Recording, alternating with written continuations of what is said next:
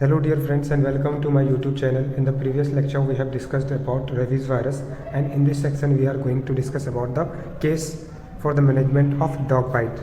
Right, तो आज हम लोग डिस्कस करेंगे डॉग बाइट के केस की मैनेजमेंट के। तो चलिए स्टार्ट करते हैं। फ्रेंड्स, क्या करते हैं हम लोग डॉग बाइट के केस को मैनेजमेंट करने के लिए हम लोग देते हैं प्रोफाइलैक्सिस।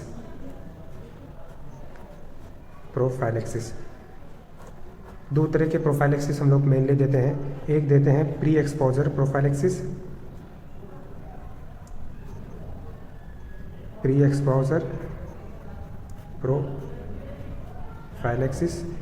और दूसरा हम लोग देते हैं post exposure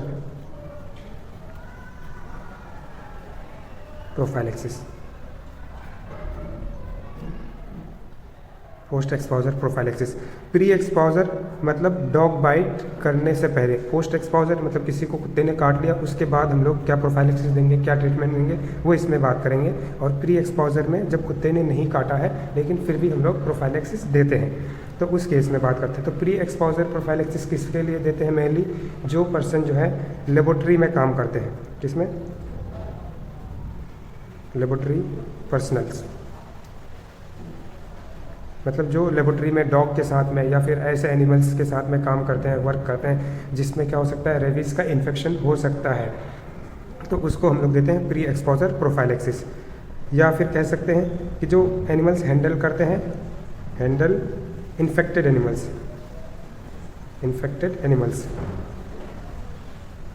with rabies virus, ऐसे पर्सन्स को जो लेबोरेटरी में काम करेंगे या इन्फेक्टेड एनिमल्स के साथ में काम करते हैं लेबोरेटरीज में, उसको हम लोग देते हैं क्या? Pre exposure prophylaxis. और पोस्ट एक्सपोजर प्रोफाइलैक्सिस देते हैं उनको जिसको कुत्ते ने काट लिया है, और उसके बाद उसको क्या ट्रीटमेंट देते हैं वो हम पोस्ट एक्सपोजर प्रोफाइलैक्सिस में बात करेंगे। फ्रेंड्स, पोस्ट एक्सपोजर प्रोफाइलैक्सिस में हम लोग क्या क्या करते हैं? तो it includes first local treatment,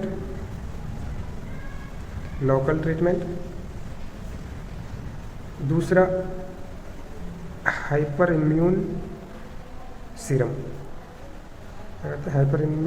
का यूज़ करते हैं, और तीसरा वैक्सीनेशन देते हैं।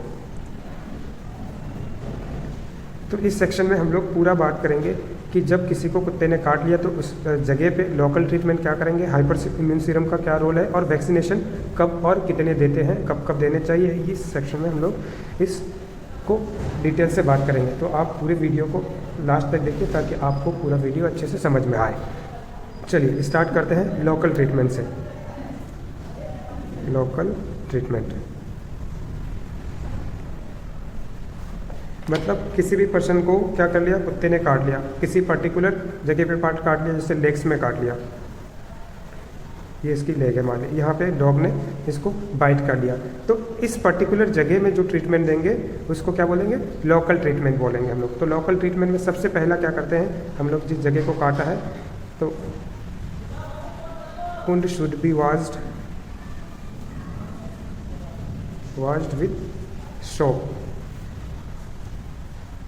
And water. साबुन और पानी के साथ हम लोग कितने मिनट तक? 15 मिनट तक उस पर्टिकुलर जगह को क्या करेंगे? वॉश करेंगे जहाँ पे कुत्ते ने बाइट किया है। तो सबसे पहला काम लोकल ट्रीटमेंट में क्या करेंगे? Wound should be washed with soap and water for 15 minutes. उसके बाद वॉश करने के बाद क्या करेंगे हम लोग? उस जगह को ट्रीट करेंगे किससे? Treat with quaternary ammonium compound. क्या? Quaternary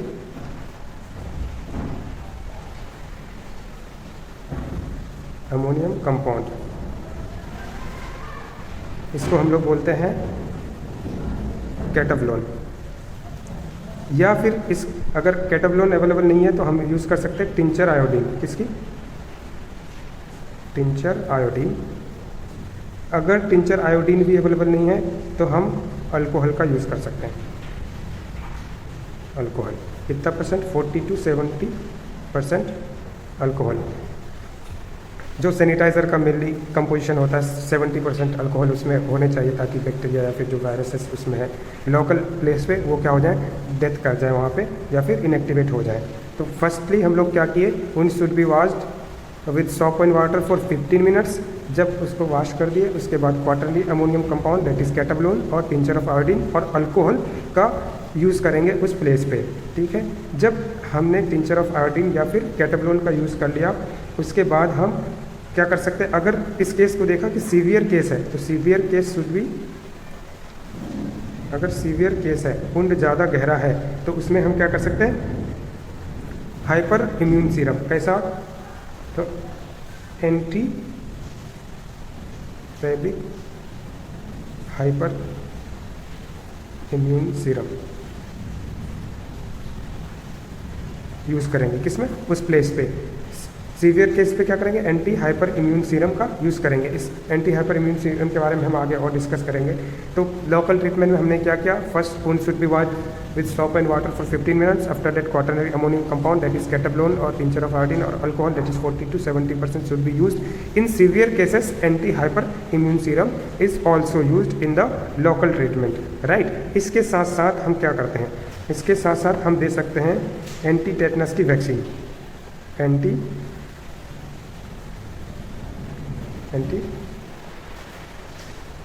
tetanus vaccination.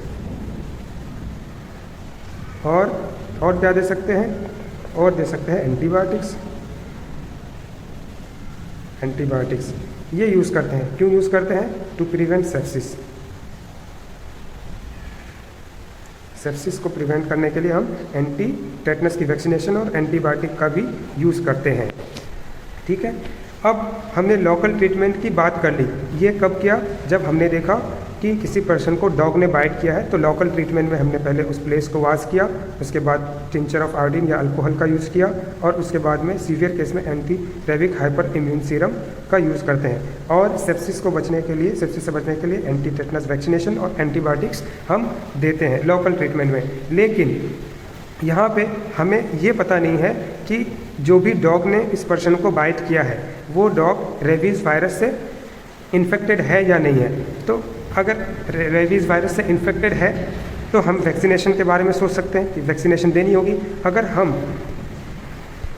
हम क्या करेंगे, रेबीज़ वायरस को अगर हम लोग एक्सक्लूड कर लेंगे कि अगर इस डॉग को रेबीज़ वायरस नहीं था, रेबीज़ वायरस का इन्फेक्शन नहीं था, तब हमें वैक्सीनेशन की ज़रूरत नहीं पड़ सकती है और नहीं भी दे सकते हैं। लेकिन ये हमें पता कैसे चलेगा, तो इसको देखने के लिए, इसको पता करने के लिए हमें क्या करना पड़ेगा, जिस कुत्ते ने काटा है दैट शुड बी वॉश्ड,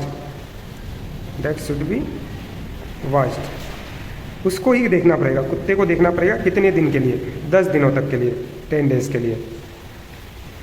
अगर कुत्ता 10 दिन के बाद तक अगर हेल्दी है और ज़िंदा रहता है तो हम रेबीज़ वायरस के इन्फेक्शन को क्या कर सकते हैं, एक्सक्लूड कर सकते हैं।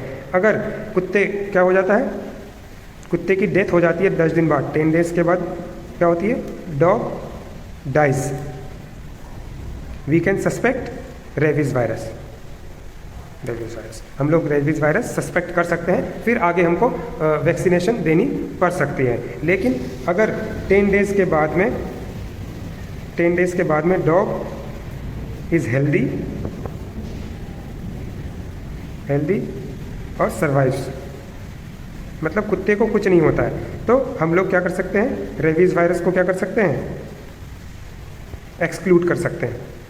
रेबीज़ वायरस क्या एक्सक्लूड कर सकते हैं, किस केस में, तो उस कुत्ते को हमें देखना है 10 दिन तक। अगर 10 दिन के बाद कुत्ते की डेथ हो जाती है तो हम रेबीज़ वायरस सस्पेक्ट करेंगे, और कुत्ते की डेथ नहीं होती है तो हम रेबीज़ वायरस को सस्पेक्ट नहीं करेंगे। अब जब हमें पता चल गया कि कुत्ते की डेथ होगी 10 दिन तक, तो अब हम रेबीज़ वायरस के अगेंस्ट में वैक्सीनेशन देंगे और हाइपर इम्यून सीरम का यूज़ करेंगे। चलिए तो अब बात करते हैं हाइपर इम्यून सीरम की। हाइपर इम्यून सीरम में क्या यूज़ करते हैं हम लोग, रेबीज़ इम्यूनोग्लोबुलिन्स, और इसके साथ साथ हम वैक्सीनेशन देते हैं हाइपर इम्यून सीरम में। हाइपर इम्यून सीरम में क्या करते हैं हम लोग, ह्यूमन के अगेंस्ट में एंटी रेबीज़ इम्यूनोग्लोबुलिन्स का यूज़ करते हैं। कितना, 20 IU पर kg बॉडी वेट के हिसाब से कौन सा human anti rabies immunoglobulins are used, 20 IU पर kg बॉडी वेट के हिसाब से यूज़ करते हैं। अब इसमें क्या करते हैं, इसमें जो है हम इसमें से हाफ डोज जो है हम उस लोकल वुंड पे देते हैं, लोकल वुंड पे लगाते हैं, और इसके साथ साथ हाफ हम IM रूट से इंजेक्ट करते हैं, इंट्रामस्कुलर रूट से इंजेक्ट करते हैं। हाफ डोज क्या करेंगे, लोकल उन पे अप्लाई करेंगे और हाफ डोज IM के थ्रू इंजेक्ट करते हैं, ठीक है। अब हाइपर इम्यून सीरम जो है, एंटी सीरम किसमें, जो person, but these anti serums not used in person, किस पर्सन में यूज नहीं करेंगे, जो ऑलरेडी किसमें है, जो ऑलरेडी इम्यूनाइज्ड हैं इसके लिए, मतलब जिसको प्री प्रोफाइलेक्सिस हम लोग दे दिए हैं, प्री एक्सपोजर प्रोफाइलेक्सिस जिसमें दिए थे, जैसे लेबोरेटरी पर्सनल्स या फिर जो इन्फेक्टेड एनिमल के साथ में हैंडल करते हैं और उसको हमने क्या कर दिया था, प्री एक्सपोजर प्रोफाइलेक्सिस दे रखा है। तो ऐसे पर्सनस में एंटी सीरम्स का यूज़ नहीं करते हैं, जो ऑलरेडी क्या है, इम्यूनाइज्ड है, ऑलरेडी इम्यून पर्सन, इसमें एंटी सीरम का यूज़ नहीं करते हैं। अब हाफ डोज क्या करें, लोकल उन पे इंजेक्ट किया और हाफ डोज हमने IM रूट से दिया। इसके साथ साथ हम क्या करते हैं, बूस्टर डोज देते हैं। बूस्टर डोज इज गिवन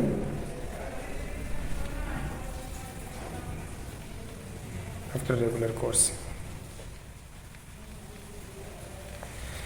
इसके साथ साथ क्या करते हैं हम लोग, बूस्टर डोज देते हैं। अब हम लोग बात करेंगे किसकी, वैक्सीनेशन की। किसकी बात करेंगे, वैक्सीनेशन की। फ्रेंड्स, वैक्सीनेशन में हम लोग कितने तरह के, 2 टाइप्स के वैक्सीन यूज़ करते हैं। We use 2 types of vaccines. जो फर्स्ट हम लोग यूज़ करते हैं न्यूरल वैक्सीन्स, न्यूरल, और दूसरा हम लोग यूज़ करते हैं non neural vaccines, non neural vaccines. Neural vaccines हम लोग पहले यूज़ करते थे, अब यूज़ नहीं करते हैं, इसकी यूज़ अब नहीं होती है। क्यों यूज़ नहीं होती है, क्योंकि ये बहुत ज़्यादा क्या था, टॉक्सिक था, न्यूरोलॉजिकल कॉम्प्लिकेशंस आते थे, neurological complications. Due to neurological complications neural vaccines are not used now, right.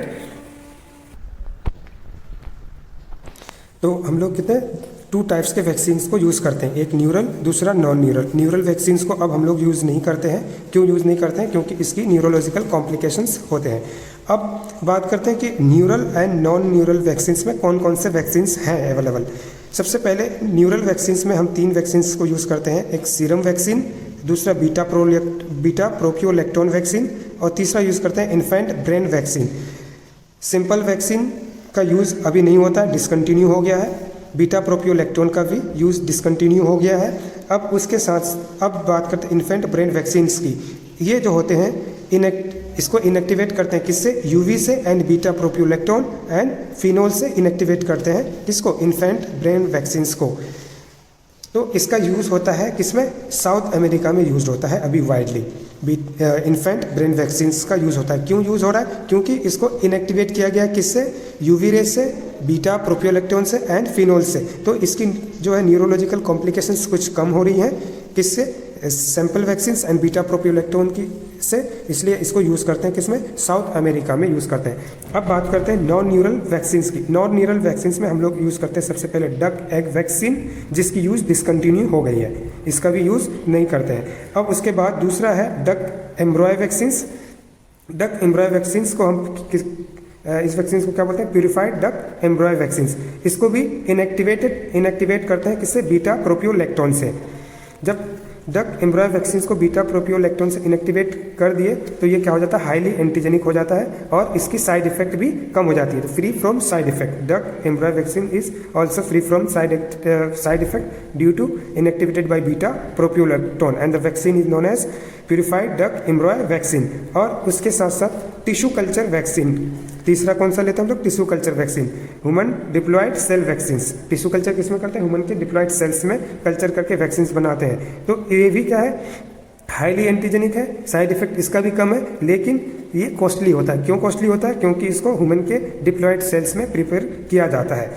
तो इसकी भी यूज़ नहीं हो पा रही है ज़्यादा, क्यों, क्योंकि ये बहुत ज़्यादा कॉस्टली है। अब उसके साथ साथ हम लोग क्या करते हैं, चौथा लेते हैं चिक एम्ब्रॉय वैक्सीन्स को। तो 2 तरह के वैक्सीन्स अवेलेबल हैं, एक लो एग पैसेज, दूसरा है आपका हाई एग पैसेज। तो ये कैसी वैक्सीन्स है, ये दोनों है लाइव एटेन्यूएटेड वैक्सीन्स है। ये क्या है, दोनों लाइव एटेन्यूएटेड वैक्सीन्स है और इसको यूज़ करते हैं हम लोग इसमें जो डॉग्स हैं 3 मंथ से एबव वाले डॉग्स। लो एग पैसेज वाले वैक्सीन को यूज़ करते हैं किसके लिए? Dogs above 3 months of age. उस केस में हम लोग लो एग पैसेज वाले वैक्सीन को यूज़ करते हैं। और हाई एग पैसेज वाले वैक्सीन को किसके लिए यूज़ करते हैं? कैटल्स के लिए एंड कैट्स के लिए जो रेबीज से इन्फेक्टेड है और उसके काटने से अगर आपको रेबीज होता है तो उसमें हाई एग पैसेज वाले वैक्सीन को यूज़ करते हैं। तो हमने क्या बात किया? 2 तरह के वैक्सीन हैं available, neural and non neural. Neural में आपका simple vaccine, beta propiolactone and infant brain vaccine, इन दोनों की यूज़ डिसकंटिन्यू हो गई है। इसकी यूज़ होती है आपकी साउथ अमेरिका में। और डक नॉन न्यूरल में बात करते हैं, डक एग वैक्सीन, इसकी यूज़ डिसकंटिन्यू हो गई है। और डक एम्ब्रॉय वैक्सीन, ये क्या है? हाईली एंटीजेनिक है, साइड इफेक्ट इसमें कम है। और टिश्यू कल्चर वैक्सीन क्योंकि कॉस्टली है इसलिए भी इसका यूज़ नहीं हो पाता है। और हम लोग यूज़ करते हैं chick embryo vaccine. Low egg passage use करते हैं dogs that are above 3 months of age and high egg passage को अदर कैटल्स एंड कैट्स के लिए यूज़ करते हैं हम लोग। अब इसमें एक बात और ध्यान रखने की बात है, जो भी वैक्सीन हम लोग की अवेलेबल हैं अभी, उसको क्या करते हैं? इनएक्टिवेट करते हैं, मेनली किससे? बीटा प्रोपियोलेक्टोन से इनएक्टिवेट करके देते हैं। Neural and non neural vaccine के अलावा एक और वैक्सीन यूज़ करते हैं, थर्ड वैक्सीन, जो क्या है? अभी इसका यूज़ नहीं हो रहा है, सब यूनिट वैक्सीन है। क्या? सब यूनिट वैक्सीन। ये है recombinant vaccine. Recombinant vaccine, recombinant DNA technology का यूज़ करके बनाते हैं, इसलिए रिकॉम्बिनेंट वैक्सीन बोलते हैं इसको। बट ये जो रिकॉम्बिनेंट वैक्सीन है सब यूनिट वैक्सीन की, ये क्या है? अभी एक्सपेरिमेंटल स्टेज में है, एक्सपेरिमेंटल स्टेज में है। इसमें और भी स्टडी होगी तो इन फ्यूचर हमको सब यूनिट वैक्सीन यानी रिकॉम्बिनेंट वैक्सीन का भी यूज़ कर सकते हैं हम, किसमें? डॉग बाइट के केस में। अब हम बात करेंगे वैक्सीनेशन शेड्यूल की। हमने 2 तरह की वैक्सीन की बात कर ली, तो अब इस वैक्सीन को देते कैसे हैं, क्या शेड्यूल रहती है, कब कब देना है, उसकी बात करते हैं। वैक्सीनेशन शेड्यूल की, वैक्सीनेशन शेड्यूल,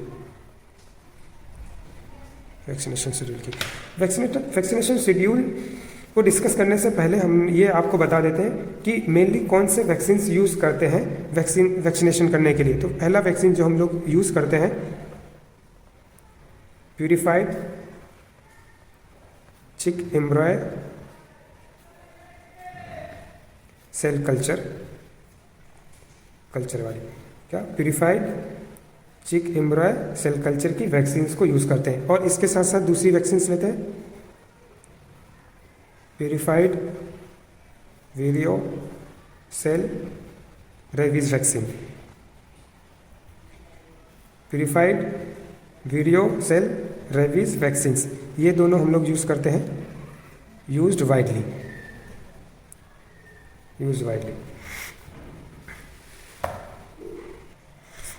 अगर हम बात करें इंडिया की, इंडिया में कौन कौन से वैक्सीन अवेलेबल हैं, तो इंडिया में जो वैक्सीन अवेलेबल है वो हमारे ह्यूमन डिप्लॉयड सेल वैक्सीन, जो ये है ह्यूमन डिप्लॉयड सेल वैक्सीन जो हमने टिश्यू कल्चर वैक्सीन में डिस्कस किया था।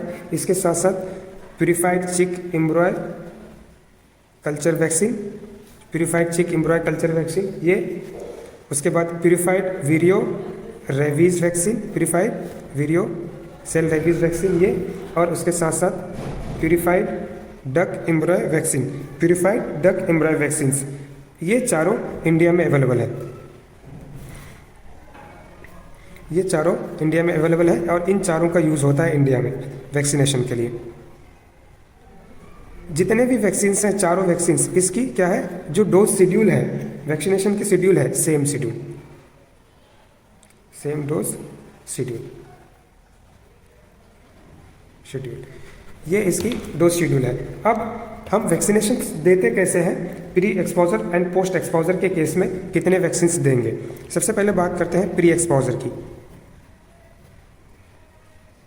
प्री एक्सपोजर वैक्सीनेशन, उस केस में जो लेबोरेटरी एनिमल्स को हैंडल करते हैं और इन्फेक्टेड एनिमल के साथ में वर्क करते हैं उनको देंगे प्री एक्सपोजर वैक्सीनेशन। तो कितने डोज देते हैं फ्रेंड्स, उसमें देते हैं हम लोग 3 डोजेस। 3 डोजेज आर गिवन और यूज़ करते हैं कितना ml, 1 ml is used on 1 ml is used on 0, 7 and 21 और 28 डेज।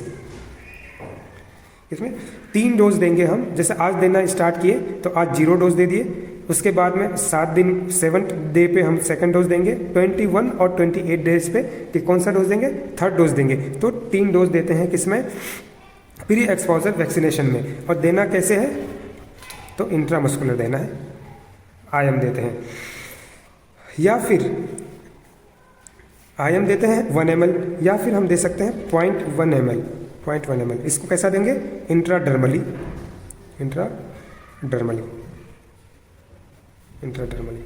कौन कौन से डे पे, 0 डे पे, 7 डे पे एंड 21 और 28 डेज पे। ये इंट्राडर्मली देते हैं। इंट्राडर्मली डोज क्यों रहती है कम, इंट्राडर्मली डोज इसलिए कम रहती है कि आईएम में जो है आपका एब्जॉर्प्शन कम हो रहा है इंट्रामस्कुलर, और इंट्राडर्मली ज़्यादा एब्जॉर्प्शन हो जाएगा, तो इसकी डोज कम रहती है। डेज सेम ही है, 0, 7, 21 और 28 डेज पे तीनों डोज हमें लगाने हैं प्री एक्सपोजर वैक्सीनेशन के लिए। तो इसके साथ साथ हम क्या करते हैं, इसके साथ साथ हमको बूस्टर डोज देने की ज़रूरत पड़ सकती है। बूस्टर डोज हम कब देते हैं, बूस्टर डोज हम जब देंगे तब जब एंटीबॉडी की जो टाइटर है 0.5 IU पर ml से कम हो जाएगी, तब हम बूस्टर डोज देंगे ताकि एंटीबॉडी टाइटर क्या है हमारे इसमें ब्लड में मेंटेन रहे, 0.5 IU पर ml। अगर इससे कम होगी तब हमको बूस्टर डोज देनी पड़ सकती है किसमें, प्री एक्सपोजर वैक्सीनेशन में। तो 3 डोज देते हैं और बूस्टर डोज हमें देनी पड़ सकती है अगर एंटीबॉडी की टाइटर फॉल हो रही है 0.5 IU पर ml से। अब बात करते हैं पोस्ट एक्सपोजर वैक्सीनेशन की, इसकी post exposure vaccination.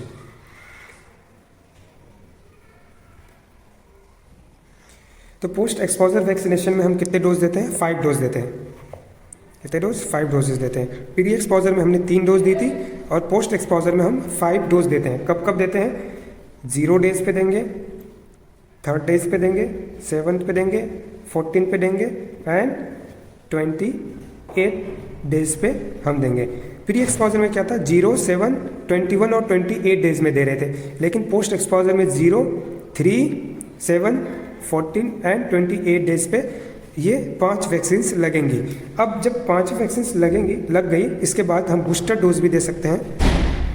Booster dose is given on 19 days, 90 दिन पे हम बूस्टर डोज दे सकते हैं। तो ये क्या है, दे सकते हैं मतलब ये क्या ऑप्शनल है, जरूरी नहीं है। जब ये 5 डोज लग गई तो 5 डोज लगने के बाद में हमें इम्यूनिटी मिल गई। कितने साल के लिए इम्यूनिटी मिलेगी, 5 ईयर्स के लिए, 5 ईयर्स के लिए इम्यूनिटी मिल जाती है। तो हमने बताया 5 डोज देते हैं और वो 5 डोज कितने साल तक के लिए इम्यूनिटी देता है, 5 ईयर्स तक के लिए इम्यूनिटी देता है। अगर इस 5 साल के अंदर में फिर से डॉग ने बाइट किया तो हम कितने डोज देंगे ड्यूरिंग द कोर्स। अगर इस 5 साल के अंदर में फिर से डॉग ने बाइट किया तो हम क्या देंगे, 2 डोज देंगे, बस 2 डोज देना है, 2 बूस्टर डोज देंगे हम। कौन कौन से डे पे देंगे, 0 डेज पे एंड 3 डे पे, 3rd डे पे। 0 एंड 3rd डे पे हम बूस्टर डोज देंगे, 2 डोज। अगर 5 साल के अंदर में डॉग ने बाइट कर लिया फिर से उसी पर्सन को, तो अगर 5 साल के बाद आफ्टर 5 ईयर्स, अगर 5 साल के बाद डॉग बाइट करता है उस पर्सन को, तो हमें ऑल 5 डोज देने होंगे। सारे 5 डोज जो जितने 5 डोज थे, 0, 3, 7, 14 एंड 28 डेज पे, ये 5 डोज देने होंगे अगर 5 साल के बाद फिर से कुत्ते ने काट लिया तो। अब बात करते हैं जो ये डोज देते हैं ये कहाँ पे देंगे, ये देते हैं आपके डेल्टॉइड रीजन पे, डेल्टॉइड रीजन पे, हैंड में देंगे डेल्टॉइड रीजन पे, ठीक है। ये देते हैं डेल्टॉइड रीजन पे जो है एडल्ट में। अब ये एडल्ट में किस में देते हैं, डेल्टॉइड रीजन पे देते हैं। अब वहीं पे अगर चिल्ड्रेन में देना होगा, इन चिल्ड्रेन में कहाँ पे देंगे, अगर बच्चे को कुत्ते ने काट लिया तो उसमें देंगे anterolateral aspect of thigh, anterolateral aspect of thigh, उसके थाई में देते हैं। लेकिन क्या है, हम ग्लूटियल रीजन में नहीं देते हैं। ग्लूटियल रीजन में वैक्सीन्स नहीं देते हैं। क्यों नहीं देते हैं, gluteal region should be avoided due to its less immunogen, because they are less immunogenic. Gluteal region पे देंगे तो वो लेस इम्यूनोजेनिक होगा, क्योंकि वहाँ पे एब्जॉर्प्शन वहाँ से प्रॉपर नहीं हो पाएगा, तो इसलिए ग्लूटल लीजन को अवॉइड करते हैं। तो फ्रेंड्स, इस सेक्शन में हमने क्या बात किया, management of a case of dog bite की। तो दो तरह के हम लोग मैनेजमेंट करते हैं, एक तो प्री एक्सपोजर प्रोफाइलेक्सिस, दूसरा करते हैं post exposure prophylaxis. Pre exposure prophylaxis laboratory personals या इन्फेक्टेड एनिमल्स को जो हैंडल करते हैं उसमें करते हैं। प्री एक्सपोजर प्रोफाइलेक्सिस में हम कितने 3 डोज देते हैं, 0, 7, 21 और 28 डेज पे इंट्रा मस्कुलर देते हैं, और 0.1 ml इंट्राडर्मली देते हैं सेम डोज शेड्यूल के साथ साथ। और अगर बात करें हम पोस्ट एक्सपोजर प्रोफाइलेक्सिस में, तो पोस्ट एक्सपोजर प्रोफाइलेक्सिस में सबसे पहले जो है हम क्या करते हैं, पोस्ट एक्सपोजर प्रोफाइलेक्सिस में सबसे पहले हम क्या करते हैं, लोकल ट्रीटमेंट करते हैं कि 15 मिनट तक उसको साबुन और पानी के साथ साथ धोया, फिर उसमें अल्कोहल या कैटाब्लोन या टिंचर आयोडीन के साथ में उसको ट्रीट किया। सीवियर केस में anti rabic hyper immune serum का यूज़ करते हैं। अब पोस्ट एक्सपोजर में वैक्सीनेशन की बात की तो हम कितने वैक्सीन देते हैं, 5 वैक्सीन देते हैं। कौन कौन से डे पे, 0, 3, 7, 14 एंड 28 डेज पे देते हैं डेल्टॉइड रीजन पे। अब बूस्टर डोज इसमें ऑप्शनल है, दे सकते हैं या नहीं भी दें तो कोई दिक्कत नहीं है। अगर अब 5 डोज दिए तो ये इम्यूनिटी देती है हमें 5 साल तक के लिए। अगर इस कोर्स में फिर से डॉग ने बाइट किया तो 2 बूस्टर डोज का यूज़ करेंगे 0 एंड 3 डेज पे। अगर 5 साल के बाद डॉग बाइट करता है तो ये सारे 5 डोज हमें फिर से देने होंगे। और चिल्ड्रेन में कौन से इस पे देते हैं, एंटीलेटरल एस्पेक्ट ऑफ थाई में देते हैं। Gluteal lesions are avoided due to less immunogenic. I hope you guys understand and will come with the next video very soon. Thank you very much for watching.